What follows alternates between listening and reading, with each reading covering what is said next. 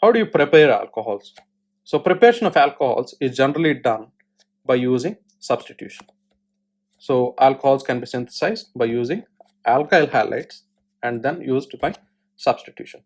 There are two ways of using substitution. One, either you can use SN1 reaction or SN2 reaction. If you do an SN1 reaction, you can only do it for primary alcohols, and in really bad cases, you can do it for secondary alcohols. But if you want to do SN2 reaction, reaction, SN1 reaction is only possible for tertiary. You can only produce tertiary alcohols. So SN2 can produce secondary and primary alcohols, but SN1 can produce tertiary alcohols. So let's look at how the alcohol reactions generally work. For example, if you take a general alkyl halide and mix it with a strong base, so the strong base causes it to undergo SN2 reaction. So what happens here is that Na plus will have OH minus. The OH minus acts as a nucleophile and attacks the chlorine. So attacks the chlorine. So what happens here? The chlorine goes out. So it takes its electrons and it goes out. So that releases and forms NOH. Plus it forms NaCl. So this is the formation of. So we get from chloropropane, we end up getting propanol. This is SN2 reaction. Now, if it has a chiral center, then it will change the chiral center. For example, if the structure was originally R, it will change from R to S. But here, there's not much R and S because the alpha carbon does not contain any chiral center because there are two hydrogens there. So there's no R and S there. Now, let's take an example of SN1 reaction. So SN1 reaction happens for tertiary alcohols. So tertiary alcohols where you have a tertiary alkyl halide. So this tertiary alkyl halide, when it reacts with a generally weak nucleophile, for example like water, so the chlorine takes its electrons and moves out. So the chlorine takes its 8 electrons and moves out. Now this will form a positive carbocation. So it forms a positively charged carbocation. That positively charged carbocation gets attacked by the oxygen. So that results in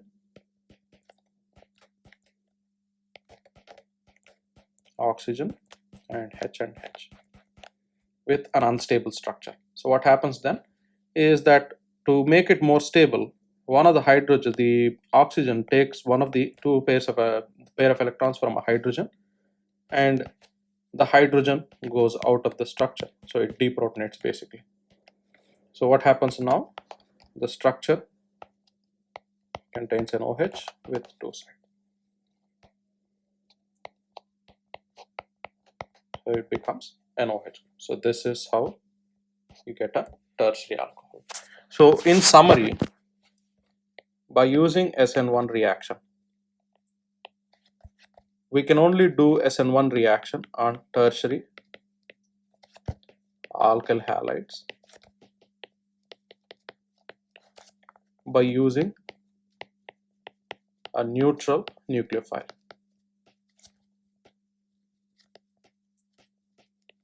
So general weak nucleophile. So this creates a tertiary alcohol.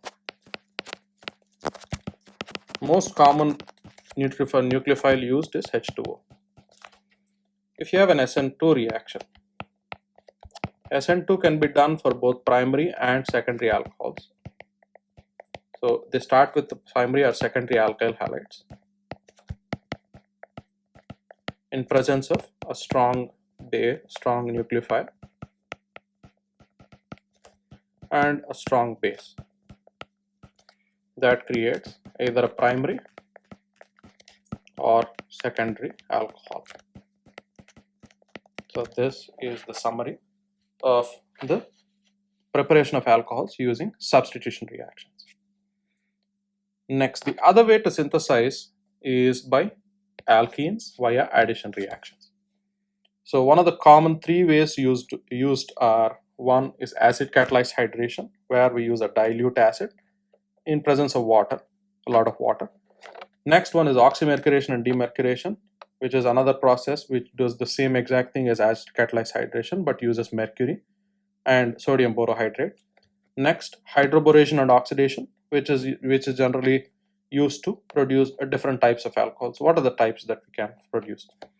If you take a general alkene and if you do acid catalyzed hydration, it leads a Markovnikov addition. Now that means if you have a terminal alkene,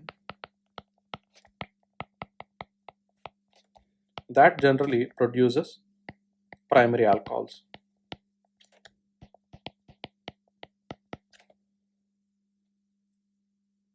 So that produces primary alcohols.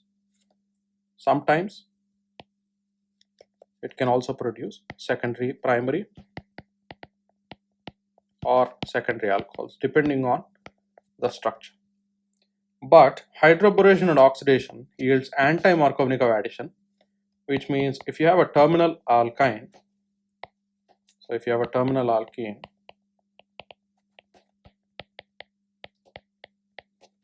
it generally always tries to produce a primary alcohol. It always tries to produce a primary alcohol. So let's try this point. If you take a general terminal alkene like this, and if you use a dilute H2SO4, the OH group goes to, so there are two carbons here. So this is the more substituted side and this less substituted side. When you do acid catalyzed hydration, the more substituted side gets OH and the less substituted side gets H. But when you do anti-Markovnikov using hydroboration oxidation, the more substituted side gets hydrogen and the less substituted side gets an OH group. So I'm sorry for the terminal for the acid catalyzed hydration. Most common acid catalyzed hydration generally produces secondary alcohols. I'm sorry for that. So generally produces secondary alcohols. So this is the preparation by using alkenes. So where you start with an alkene and then either by acid catalyzed hydration or oxymercuration demercuration or the anti-Markovnikov part, which is hydroboration and oxidation. Now also remember that more substituted means which has more bonds, more large compounds attached. Less substituted means that smaller compounds attached. For example, if you take this carbon here, the carbon is attached to another carbon, but here the carbon is attached to another carbon, but it generally, this carbon has only hydrogens attached. So it only has hydrogens attached to it, but this particular carbon actually has a carbon attached to it. So that's the reason why this generally works. Next, so how do you prepare alcohols via reduction? A third method that generally used is by reduction of a carbonyl compound. What is generally a carbonyl compound? So let's discuss, before we go into the carbonyl compound, let's discuss what is reduction. So reduction is the place where we change the oxidation state. So oxidation states are basically a method of electron bookkeeping. So we use formal charge as a method of electron bookkeeping. For example, each atom is generally assigned half of the electrons it is sharing with another atom. So what is the formal charge then on the carbon in the methanol? For example, carbon generally has hydrogens attached to it. So if you take carbon, only half of it is given to it. So the original charge on the carbon is generally going to be 0. So let's take an example of that. How do you determine the formal charge? So there are two ways of treating the bonds that are attached to the carbon. One way is to treat them as a covalent bond. The other way is to treat them as an ionic bond. If you split them as a covalent bond, notice that carbon is only having 1 electron from each of the bonds that it bonds. So it has a lot of 4 electrons. And when you treat all the bonds to be ionic, which means that every compound that it has, hydrogens generally form H+, OH generally forms OH-. So which means the carbon now has 6 electrons. The difference between the formal charge is the difference between a formal charge and oxidation state is how you treat the bond. If you treat it covalent, the charge that you get is formal charge. If you treat it as an ionic, we call it an oxidation state. That's the difference between a formal charge and an oxidation state. Next, oxidation state of general carbons range from -4 to +4 depending on the compound. For example, a methane generally has a -4 oxidation state, while a methanol compound has a -2 oxidation state, while a formaldehyde has 0 and formic acid has 2 +2 and carbon dioxide has +4. So whenever we do an oxidation reaction, remember the term oxidation reaction, which means that we increase the oxidation state. So we try to increase the oxidation number. When you do a reduction reaction, the carbon's oxidation number must be decreased at the final state. So for example, if you talk about -2 to +4, we call that an oxidation reaction. But when you do from +2 to 0, we call this a reduction reaction. So this is how we determine what is oxidation and what is reduction. So you should already have a good grasp of this from general chemistry, but this is just a review for you to go through it again. Next, how does a reduction reaction occur and what is a carbonyl compound? So carbonyl compound is generally a compound that contains oxygens attached to the central carbon. So this is basically a carbonyl compound. So carbonyl, how do you convert a carbonyl to an alcohol? It generally requires a reducing agent. A reducing agent is a compound that facilitates reduction. So it facilitates reduction by undergoing oxidation. So understand that, for example, if I am the reducing agent, I will undergo oxidation to make sure that the compound that I'm facilitating undergoes reduction. So the reduction process takes similar to this. For example, if you take an example of acetone, so 2, you're trying to convert it to alcohol. So how do you do this? The reduction in general of the carbonyl group results in addition of 2 hydrogens across the pi bond. So we have to add 2 pi bonds. For example, these are the 2 compounds that we are looking at, this carbon and the oxygen. So for it to become an alcohol, we have to add a hydrogen here and a hydrogen here. So we need 2 hydrogens to be added across the pi bond. So a carbonyl compound is generally any compound that contains a carbon with a double bonded oxygen. It is generally considered as a carbonyl compound. So let's take the first reducing agents. First one is catalytic hydrogenation. So catalytic hydrogenation is basically using hydrogen and a catalyst in general, either a platinum, palladium or nickel. So what happens during that reaction is most of the pi bonds are removed and hydrogens are added to both the structures on the carbonyl group. But this method is rarely used. The reason is because it requires really high temperature and pressure. So it generally cannot be used in a regular basis. The second reducing agent that can be used is sodium borohydride. So sodium borohydride is NaBH4, is a compound that can be used. So in presence of either an alcohol or water. The reason it needs an either alcohol or water is because these are the sources of hydrogen. Because these are sources of hydrogen, it can be used as a way for it to add hydrogens. Next, how does this mechanism work? So there are 2 main mechanisms that happen in this reaction. First one is a nucleophilic attack and the second one is a proton transfer. So let me explain it separately.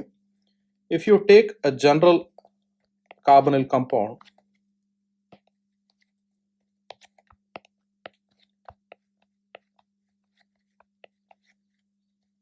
so if it is a general carbonyl compound, let's say RR, whatever the side chains are, it doesn't matter.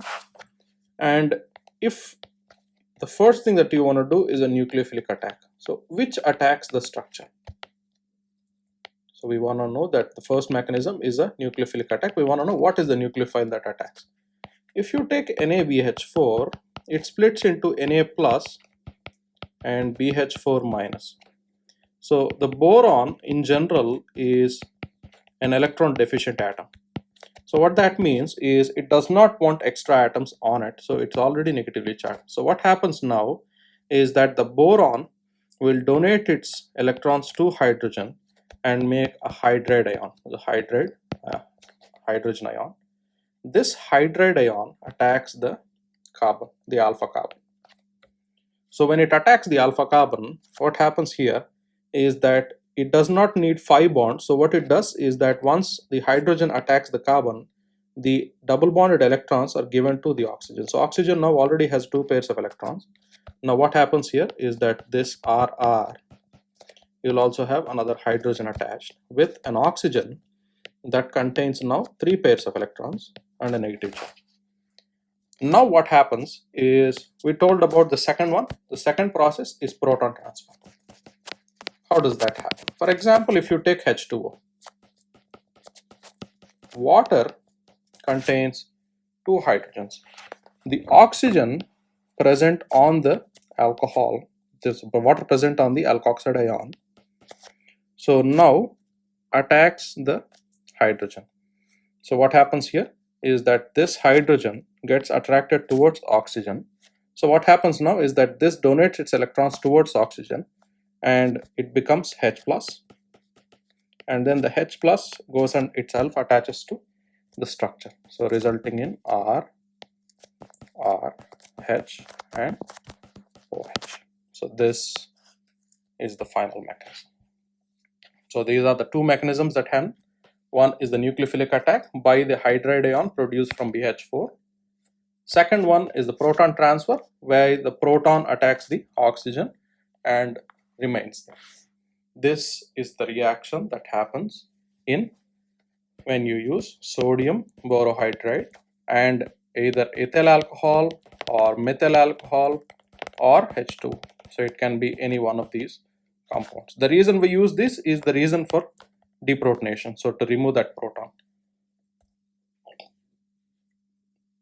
Now when you have an unsymmetrical alkene, you have a new chiral center, so that is generally created and you will get a pair of stereoisomers. For example, if you take an unsymmetrical ketone, for example, unsymmetrical basically means that if you split it across oxygen, you notice that the 2 sides are not the same. So this is the example of an unsymmetrical ketone.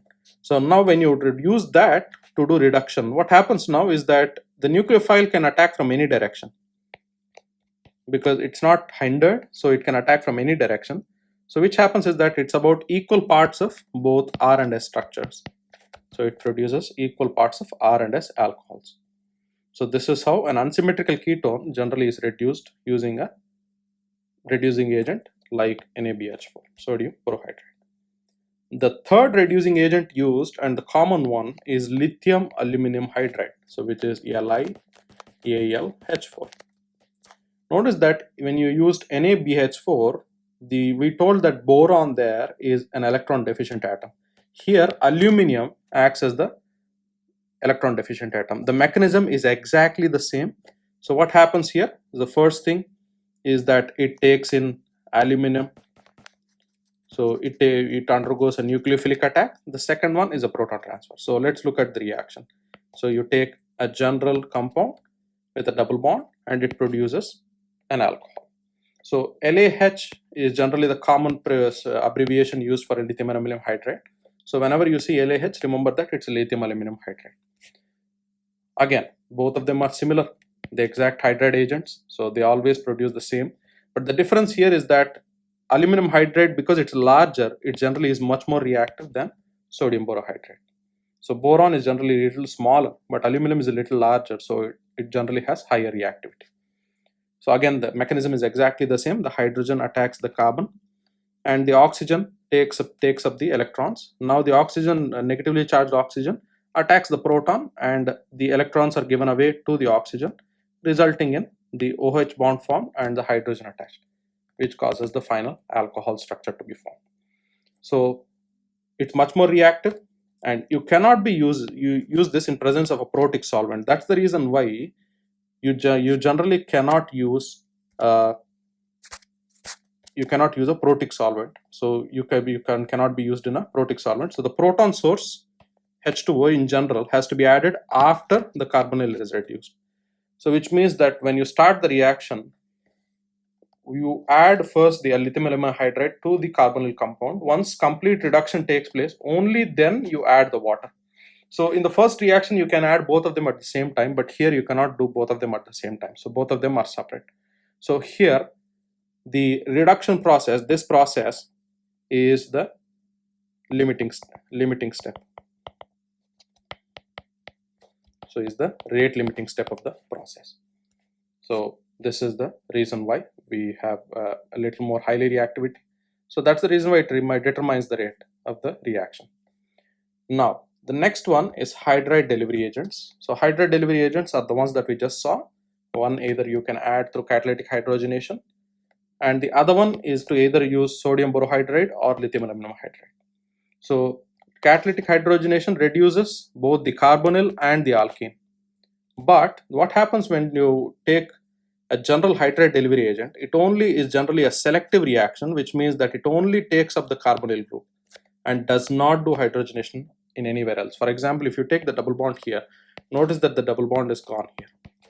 So which means that it doesn't matter, so it is not selective. So it does everywhere, right? It's not selective, which means that this reaction does it everywhere. But when you take NaBH4 and lithium aluminum hydride, they only do oxidation, the reduction for the carbonyl group. So they only do reduction for the carbonyl group. Notice that this still exists. So which means that these two reactions are generally selective. So if you don't want to alter the structure of the compound, but only want to make it from a carbonyl compound into an alcohol, so when you want to convert it from a carbonyl into an alcohol, we can use these two structures. But when you want to convert everything, so when you want to convert this entire structure into an alkane, we can use catalytic hydrogenation. So depending on the synthesis process that you're using, you can choose any one of these reagents. Remember this main thing, that whenever you use a hydrogen, catalytic hydrogenation, it hydrogenates everything. So there is nothing left that cannot be hydrogenated. Now, the reactivity of these hydride delivery agents can be fine-tuned by using varying R groups. So if you change the structure by using the R groups, in place of hydrogen, if you place the R groups with alkoxides, either a cyano group or sterically hindered groups, that makes it easier for the hydrogen to be eliminated. So that makes it easier for the hydrogen to get out and form hydride. So remember that reason why. That's one of the reasons why we can use other structures as well in place of just hydride delivery agents. Next, what happens when you use excess of something, when you use too much of something? So LaH in general is strong enough to also reduce esters and carboxylic acids. So what we now saw before was ketones and aldehydes, but sodium borohydride is not so strong to reduce esters and carboxylic acid. So remember that aldehyde is basically R C double bond OH. So this is an aldehyde. A ketone is basically R C double bond O R dash. So whether it has between two structures, it has a C double bond O. This is a ketone. What is an ester? It has R C double bond O bond R dash. So it has C two oxygens. So this is an ester, and an acid, carboxylic acid, is R C double bond OH. So this structure is called as carboxylic acid. These two can be reduced by both, but NaBH4 cannot act on esters and carboxylic acids. So the only compound that can act is LaH, only in excess quantities. When you have too much of LaH, only then it can use a carboxylic acid and undergoes reduction to form ROH. So you can also use an ester to produce excess LaH and produce an alcohol. So the difference here is that a carboxylic acid generally produces one alcohol, but ester produces two alcohols. The difference here is that esters yield primary alcohols. So reduction of carboxylic acids and esters will always yield primary alcohols. So what are the reactions that happen here? So in these reactions, so there are three main reactions that generally happen. One is a nucleophilic attack, the second one is the loss of a leaving group, and a proton transfer. So let me try and explain. So let's take a general ester. For example, this is the general ester. So when it undergoes a general reaction, for example, let me write it as a methyl. It makes it easy. So the first one is a nucleophilic attack. So I already told you a nucleophilic attack generally happens because the sodium lithium aluminum hydride, the aluminum has 3 hydrogens and is a electron deficient atom, so which means that it donates its electrons to hydrogen and forms hydride ion. The negatively charged hydride attacks the carbon, so that then results in R H O M E. With the oxygen, what happens now is that this takes up the electrons up. So oxygen now, originally containing 2 lone pairs, contains 3 lone pairs with negative charge. This is the first thing that happens. The second process is the loss of a leaving group. Because of its strength, the oxygen here takes its own electrons and moves out. So what happens now? This OMe takes its electrons with a negative charge and goes out. So it moves out. That results in a carbocation formation where you have hydrogen, oxygen with a negative charge. And here you have a positive charge. What happens here now is that notice that it's a positive charge, so there is gonna be a chance that for it to be undergoing a nucleophilic attack again. So a nucleophilic attack here happens again. What happens now is that this positive and negative, once it goes out, what happens now? The 2 electrons will come back again and form a double bond. So basically creates it from the first reaction, basically the second reaction converts it from an ester to an aldehyde. So most important process. From the aldehyde, it's easy to know how the reaction occurs, another nucleophilic attack. That's the reason why we use excess. Because notice that there are 2 places where we are using ALH4. So there are 2 places, that's why we use excess of LiALH4. So now again, the hydride ion attacks the carbon.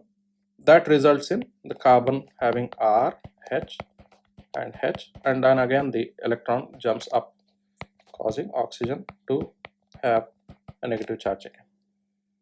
Now this, when it undergoes further reaction, so it then undergoes a proton transfer. So what happens now is this undergoes a proton transfer. So oxygen, HH, this one attacks the hydrogen and it donates its electrons towards oxygen. So that results in a final compound. So let me write it here.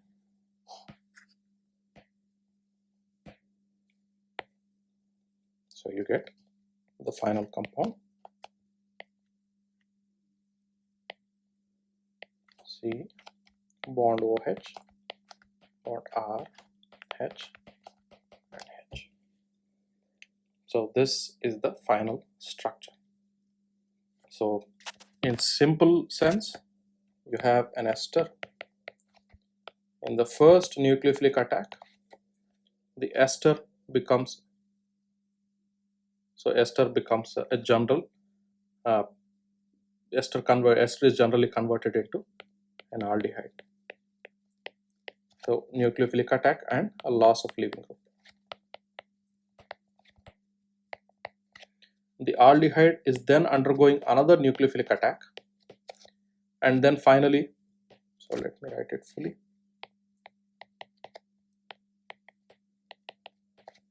So it undergoes another nucleophilic attack,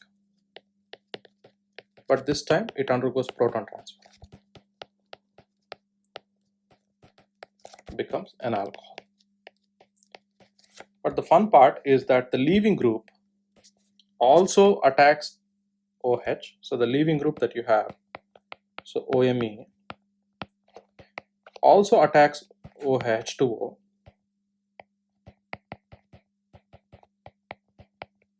So also attacks hydrogen, so undergoes proton attack and forms MeOH, so methyl alcohol. So whatever the side chain is also creates an alcohol. So in simple sense, if you have R bond C double bond O R dash, that creates RCOH plus R dash OH. This is the reaction of reduction for esters. So it creates two primary alcohols. So it creates two primary alcohols. So this is only for esters. But the same reaction for a general acid. So if you use carboxylic acid in its place, creates one alcohol and water. So that's the reaction for water acid.